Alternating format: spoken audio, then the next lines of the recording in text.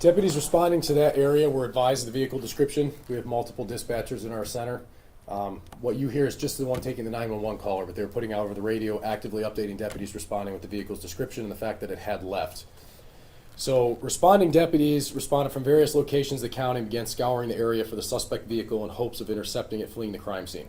The vehicle was not located at that time. Deputies arrived on scene, checked the welfare of the victims, and secured the crime scene for processing. Detectives were called to respond out to the scene. Detectives responded, began processing the scene and interviewing the victims and witnesses. Detectives learned the three suspects first arrived at the residence and used a ruse to gain access to the victim's property. The suspects posed falsely as potential customers of the business and tried to gain the victim's trust. The suspects ultimately used physical force by placing the juvenile victim, an 8-year-old, into a chokehold type restraint to force the adult victim and his son into the house. The adult victim stated that he was placed under watch by one of the three men while his house was ransacked by the other two suspects. He reported they separated him from his son and they held his son hostage as they moved through the house searching for money. I was out at this crime scene that night. This house was completely ransacked. Everything was gone through, thrown all about. The victim stated the suspects became angry. They did not find more money and physically assaulted him and threatened to kill him if he did not produce more money. The victim was hit in the face with a wooden crate and suffered an injury to the side of his face to include swelling and a substantial laceration below the ear. He talks on the 911 call about bleeding out his neck. It was up behind the jaw. The victim also reported the suspects shocked him with the taser device. When the victim could not produce any more money, the suspects stated they were going to kill him and take his son. He was forced to look away as the suspects exited the residence holding his son hostage. At this time, the male was able to run and call 911 when the suspects left the residence.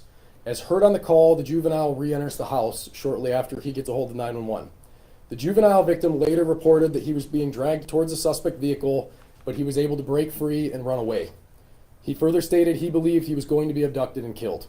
The juvenile fled through a dark field and was able to observe the suspect vehicle leaving the property as he was running away, which is why he returned to the residence to check on his father.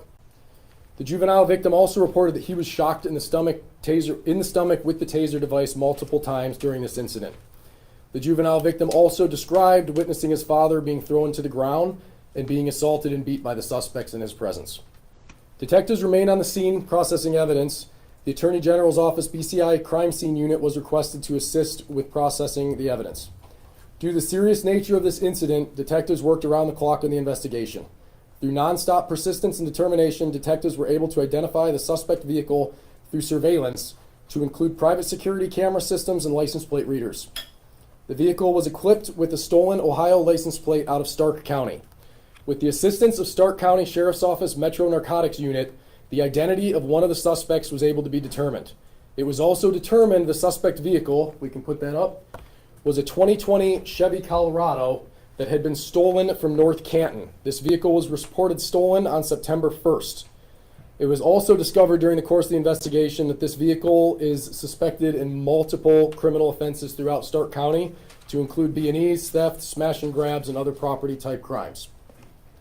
The main suspect and primary aggressor was identified as 33-year-old Bradford Hosler from Canton, Ohio. If we can put up his picture.